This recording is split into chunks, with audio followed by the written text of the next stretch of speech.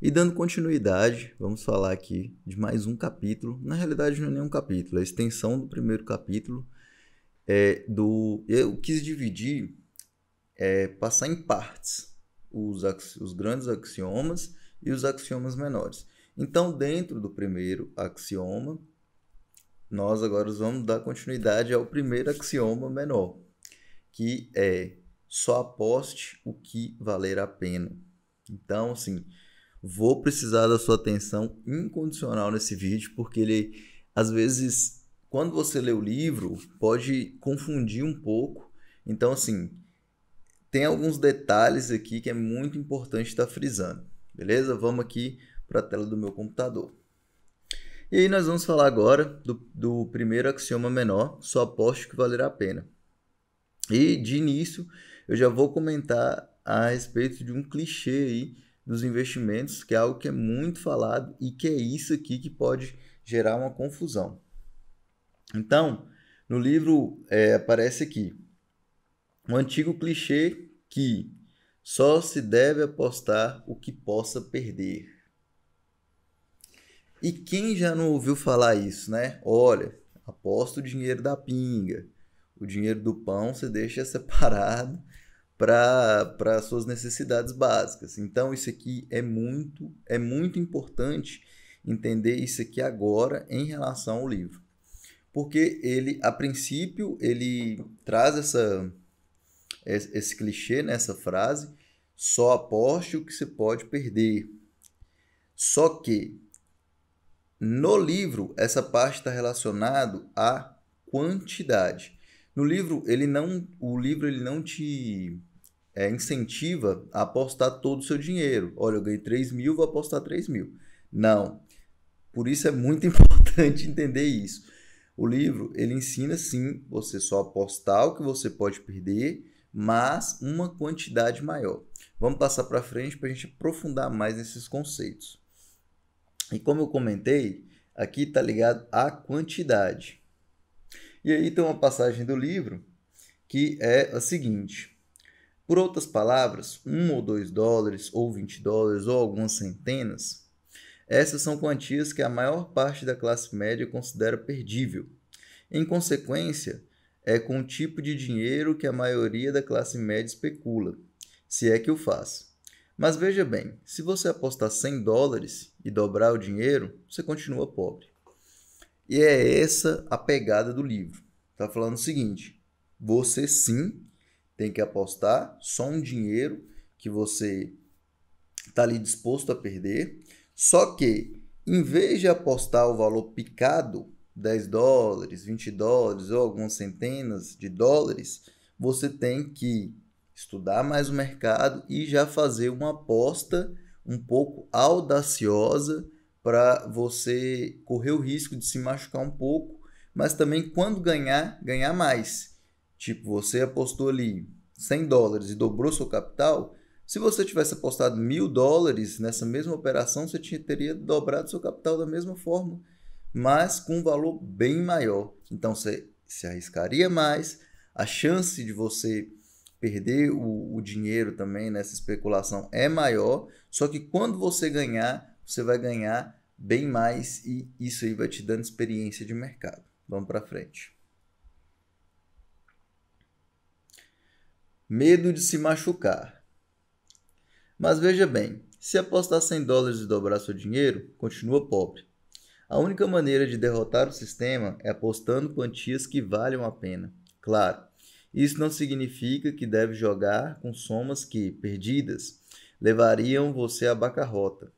Afinal de contas, há o aluguel para pagar, as crianças para comer, mas significa isto sim, que você tem que superar o medo de se machucar. Nessa parte do livro, foi o que eu até tinha comentado anteriormente, essa questão.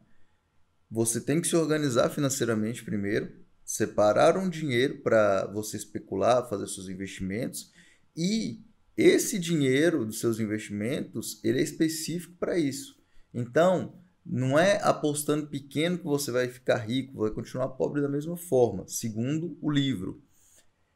Mas você não pode deixar de cumprir suas responsabilidades, pagar o aluguel, colocar comida na mesa, suas necessidades básicas e apostar esse dinheiro. Não é isso que o livro está incentivando. O livro está incentivando o quê? Junta um dinheiro, depois que você conseguir atingir uma quantidade interessante, aí sim você investe. Falando resumidamente. Vamos para frente. Probabilidades. Se a quantia for tão pequena que sua perda não represente diferença significativa, o mais provável é que você tampouco terá ganhos significativos. A única maneira de ganhar muito apostando pouco é correr atrás de uma possibilidade em milhões. Você pode, por exemplo, comprar um bilhete de loteria por $1 e ganhar 1 milhão. É gostoso sonhar com isso, mas de tão grandes as possibilidades contra são de deprimir. E aqui nessa parte ele mostra as probabilidades. Ou seja, se você quer apostar pouco para ganhar muito, as probabilidades são muito difíceis disso acontecer. Já em contrapartida, se você aposta muito e ganha pouco, as probabilidades disso acontecer são maiores. Ou você apostar muito e ganhar muito, especular muito e ganhar muito, as probabilidades disso acontecer são maiores. Então, assim, tem sim que observar esse risco-retorno, quanto que eu estou colocando, qual que é o meu alvo, para assim você entrar dentro de uma operação financeira mais tranquilo, com menos preocupações, beleza? A história de J. Paul Getty. J. Paul Getty, ele é comentado no livro, ele era um especulador, que é o seguinte, ficava super irritado, pois ele era filho de um empresário forte e todo mundo achava que a fortuna dele é advinda do pai, ou seja, ele tinha sido herdeiro. Mas não, ele conseguiu sair da classe média e ficar bilionário. No livro é comentado sobre isso, através do próprio esforço e de fazendo investimentos em especulações. Vamos dar uma olhada aqui na trecho do livro que eu separei. Finalmente, Getty concluiu que era a imensidão da sua fortuna que fazia quase todo mundo pensar precipitada e erradamente. As pessoas, evidentemente, achavam difícil de acreditar que um homem sozinho pudesse começar com uma soma modesta, padrão classe média, e transformá-la em $1 bilhão. Então aqui nós temos um exemplo de uma pessoa, classe média, que saiu ali da soma padrão, né? Começou a trabalhar e tal, ganhar pouco e virou bilionário através de investimentos especulativos. Beleza? Vamos aprofundar mais isso aqui. George F. Getty, que foi o pai de Paul Getty. Então, George F. Getty era um advogado de Minneapolis, especulador autodidata, que acertou na mosca na corrida do petróleo em Oklahoma, no começo do século, e criou regras que se parecem um pouco com as dos axiomas de Zurique. Era um homem sério, de inabaláveis convicções plantadas na ética do trabalho. Como J. Paul escrevia depois na Playboy, George F. não admitia a ideia de que o filho de um homem rico devesse ser mimado, estragado, ou que recebesse o dinheiro de presente quando já tinha idade bastante para ganhar sua própria vida. Assim, Paul teve que sair e buscar sua própria fortuna. Daqui percebemos que o pai de J. Paul Getty, ele era bem assim, sistemático, e ele acreditava que o filho não precisaria de ser mimado ou ganhar presença demais, porque na convicção dele, isso estragaria o filho. E na idade já mais adulta, o filho ele tinha que se virar ali para conseguir fazer sua riqueza. Então isso forçou o J. Paul Getty a correr atrás da sua fortuna. Lógico que no livro comentado que o pai do J. Paul Getty fez alguns empréstimos para ele e tal, mas ele pagou isso aí tudo certinho. O que o J. Paul Getty recebeu do pai foi a instrução de vida, essa experiência aí, e com isso ele foi atrás da fortuna dele. Começo da história do J. Paul Getty. No começo, achou que queria ser diplomata ou escritor, mas a paixão do pai pela especulação estava no seu sangue. Foi atraído para Oklahoma, para o petróleo. Trabalhando nos campos, juntou algumas centenas de dólares. À medida que crescia suas economias, crescia também a vontade de arriscá-las. Foi então que demonstrou compreender o princípio básico do primeiro axioma: aprendera-o com o pai. Só aposte o que valerá a pena. J. Paul, ele foi para Oklahoma, ele estava nesse meio do petróleo, né? Ele já estava sendo criado, ele tinha sido criado aí nessa área, e aí ele começou a observar os campos de petróleo.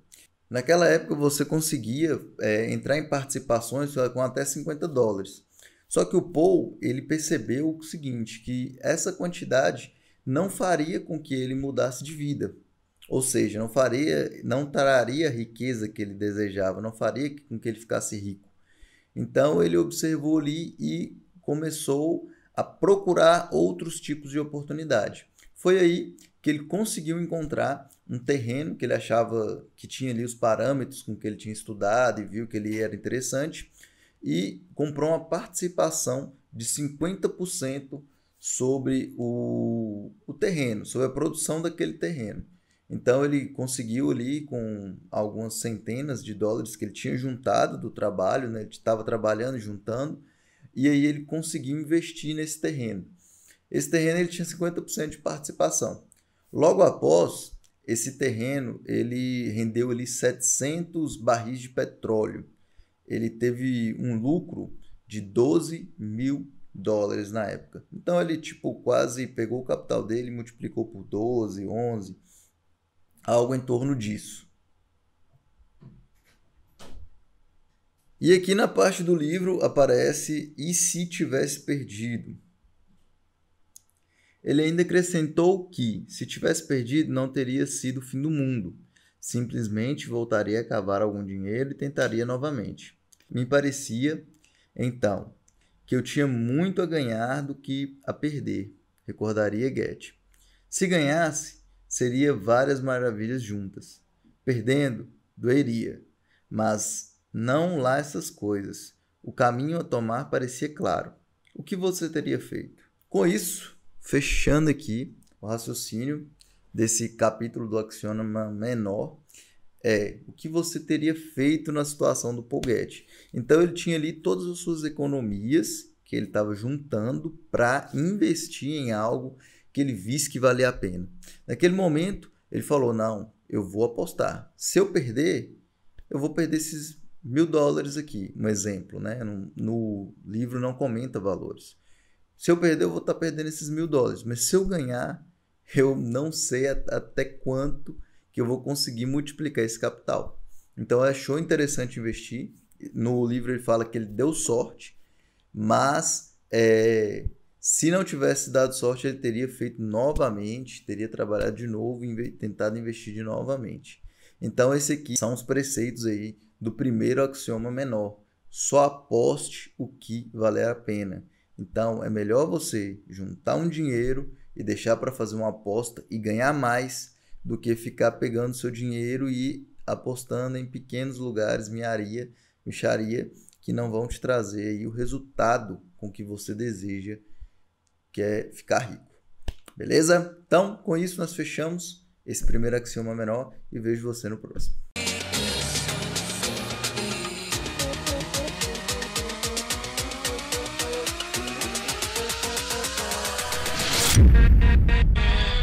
With